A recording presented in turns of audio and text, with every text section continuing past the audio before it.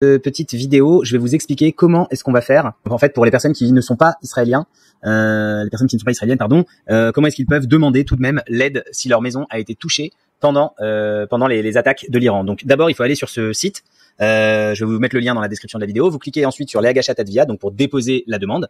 Et là, vous allez choisir celui-ci, d'accord, le dernier qui est ici, celui qui est tout à gauche. Vous cliquez ici. Là, vous allez, vous voyez, là, c'est Mispar Zehut, donc ça, c'est pour un Israélien normal. Et si vous n'êtes pas Israélien, vous allez aller ici sur Mispar Darkon. Donc là, j'ai préparé des informations déjà d'un client existant. Évidemment, pour des raisons de confidentialité, je grise cette partie-là. Je vais la flouter. Mais là, en fait, ce que vous devez mettre, c'est le numéro, demandez-le à votre comptable, c'est le numéro d'identité israélien qui vous a été octroyé. C'est un numéro qui commence par 66. D'accord? Demandez-le à votre expert comptable. C'est ce numéro-là qui vous permet d'être identifié auprès des impôts en Israël.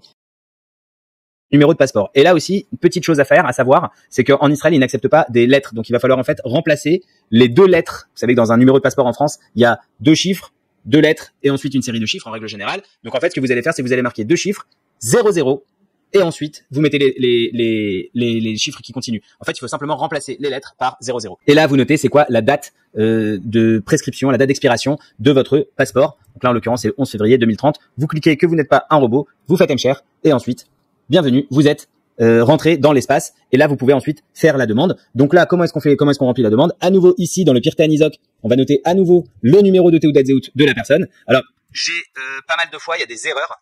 Insistez, d'accord, quand vous mettez un 66, il va vous dire que le numéro n'est pas bon parce que un 66 c'est pas un vrai numéro de Teudat Zehut. Là vous voyez à l'écran, j'ai mis le 66, ça n'a pas marché, j'ai effacé, j'ai remis le 66, ça a fonctionné. Essayez simplement de le faire 1 ou 2 fois si jamais ça ne fonctionne pas. Ensuite, après vous mettez simplement les informations de la personne. Bon là après c'est du simplement copier-coller. Et ensuite voilà, je vous laisse continuer sur la suite. Bon là je vais terminer pour ce client-là. Et puis je vous laisse ensuite tout simplement terminer les éléments. Donc une fois que vous avez noté les informations ici, voyez là, vous allez noter directement que Pirkei Megish Hatvia, vous faites affaire et vous mettez ici Baal Habayit, d'accord, Baal Habayit, voilà, comme ça.